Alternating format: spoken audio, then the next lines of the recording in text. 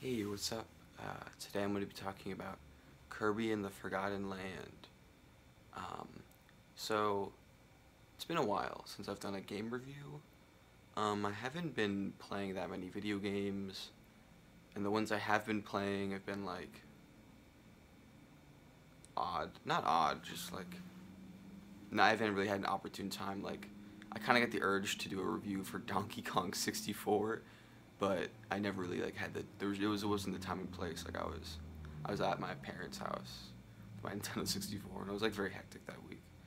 And then after a few weeks, it's like I didn't really have the game like fresh in my memory, so it's like, and I didn't finish it. I only got I got like a good percentage of the way through, but like that game is fucking gigantic. So I guess look out for that if you like Donkey Kong 64. But Kirby Forgotten Land is the newest game in the Kirby series. I wasn't planning on buying this game because I didn't feel like I needed it. It looked very good. It looked like a very cool, bold new step for Kirby.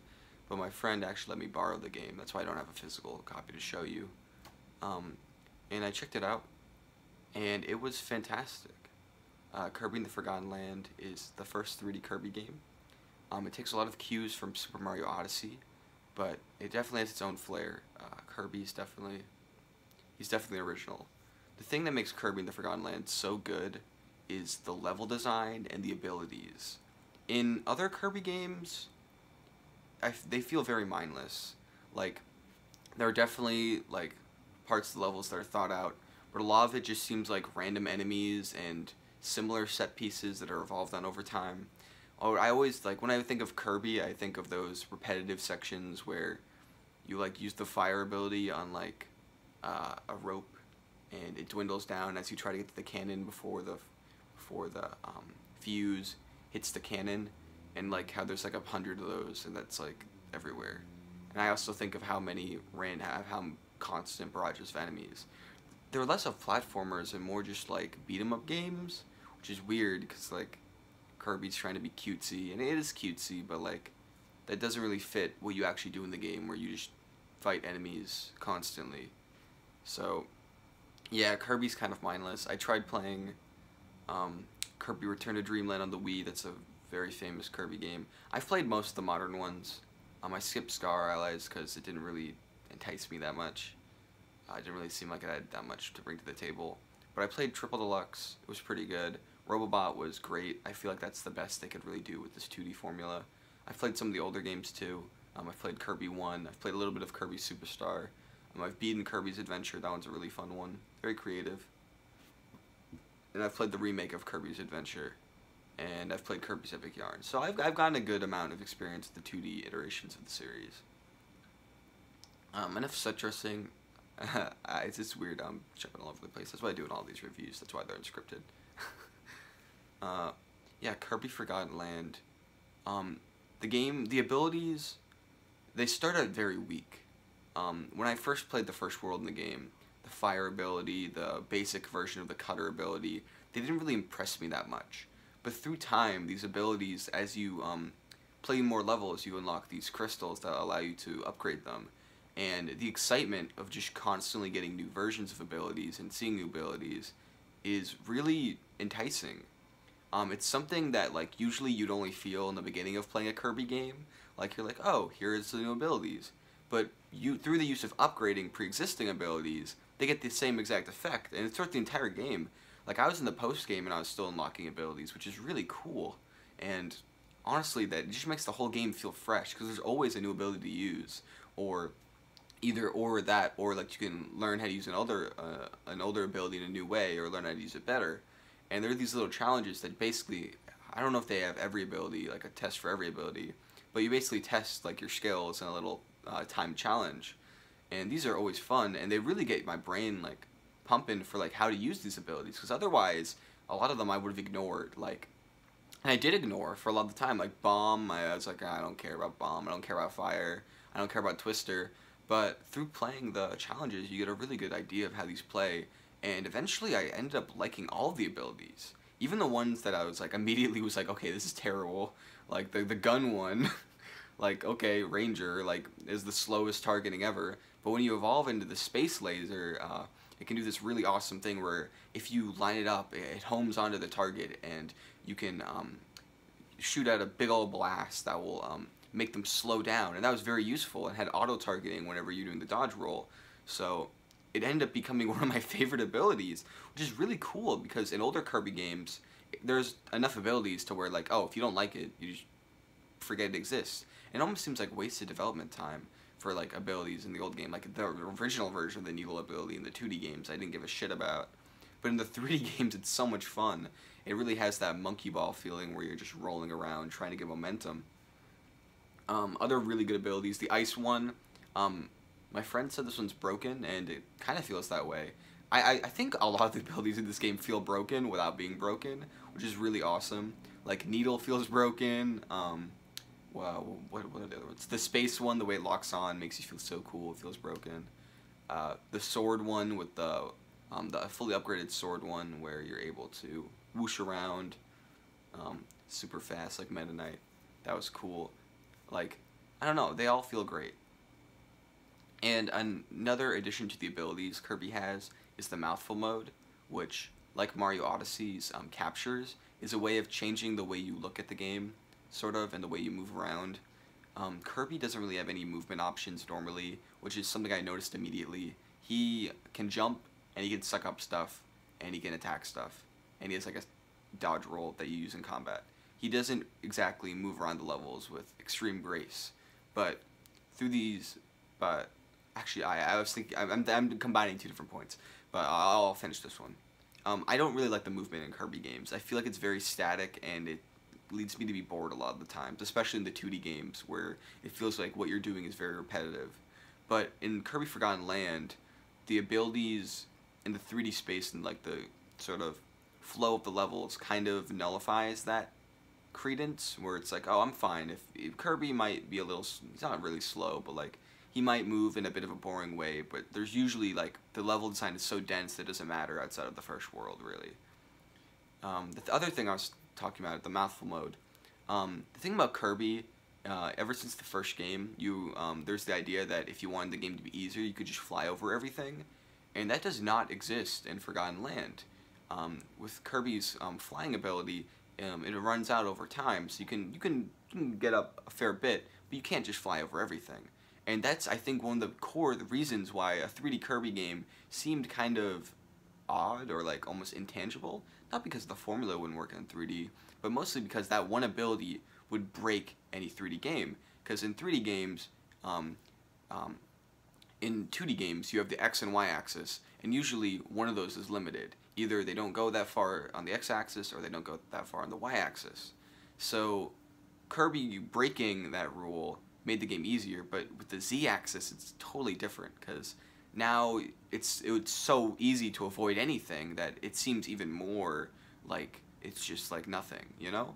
Like, avoiding something in 3D space is so much, there's so much more emptiness if you were able to do that. So that's why they had to cut off your ability to go up the X-axis, and also to make it so things high up wouldn't just be like there, like there'd have to be like things that are out of reach a little bit. So that makes sense. And the Mouthful Mode further does that, further continues the trend of limiting movement while giving you new options, but also making it so either you're slower, or can't jump high, or can only move on a certain track. It's actually really clever. Mario Odyssey did the exact same thing, but there it's a lot more facetious. It seems like they're trying to trick you into thinking that you have more options when really you have less. Well, the Mouthful Mode makes it very obvious, like especially with the light bulb one, where you move slower, and that's like part of the level design. So that's a really cool part of the game's design. The combat was very fun.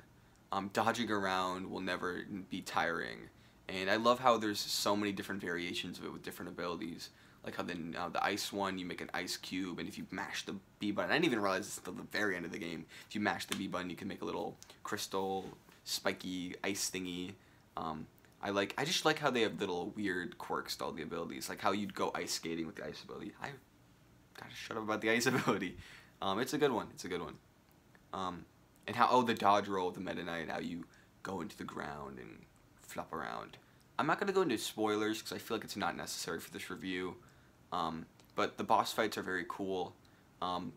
This is revealed in the trailer, but the first boss is a gorilla, and that theme is carried later. A lot of the bosses are animals, and my friend, my friend let me borrow the game, but he's not happy about this because they kind of don't really look like Kirby characters to them, and I see that point. They look more just like generic platforming mascot characters. Like, I keep thinking of Ty the Tasmanian Tiger, but not generic in a bad way, just sort of like standard, like what you'd expect for a 3D platformer.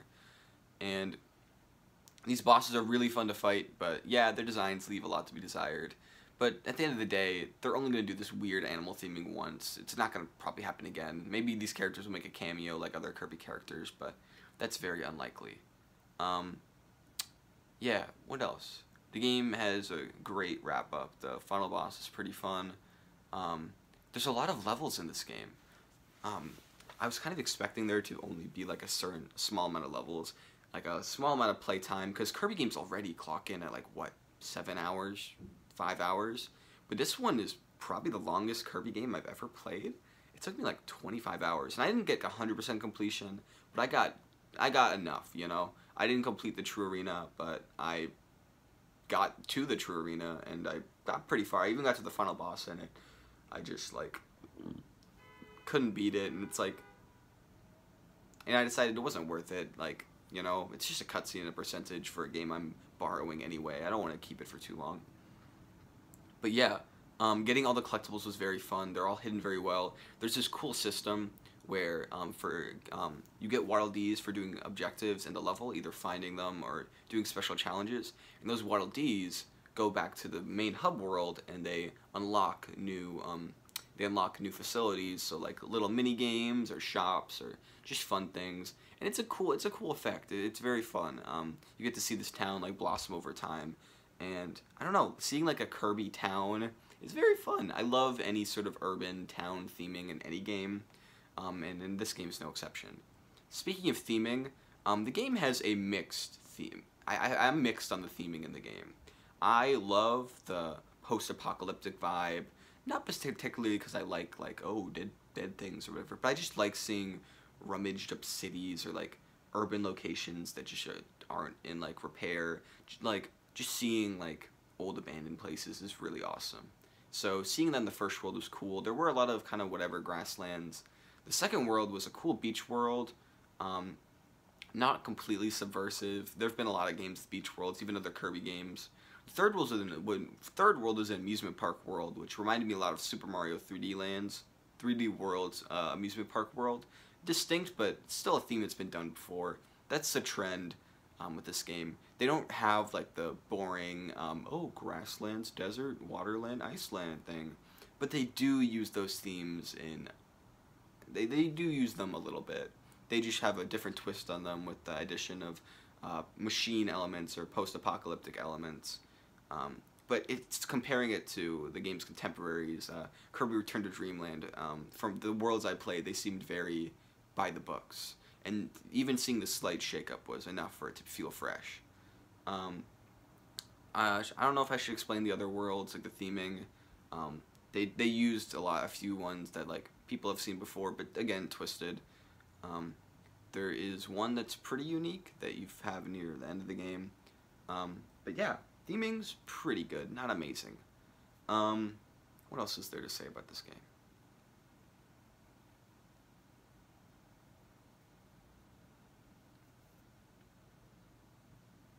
I think that's about it. I think this game is very exciting because for the first time I have a reason to be excited about the Kirby franchise, because before it really just felt like they're making the same game over and over again. There's an audience that likes it, they like the lore, they like the character, the cuteness, but I don't really see many people being like, oh man, the gameplay in the Kirby games is tight.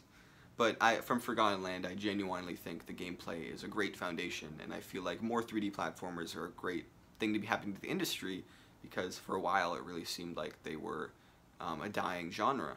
So seeing Kirby kind of jump into that world is cool, and thinking of the pattern of Kirby games, not the pattern of all Kirby games, but they had Triple Deluxe, the more basic game, and then Planet Robobot added all these cool elements and really exploded the formula into this crazy new generation.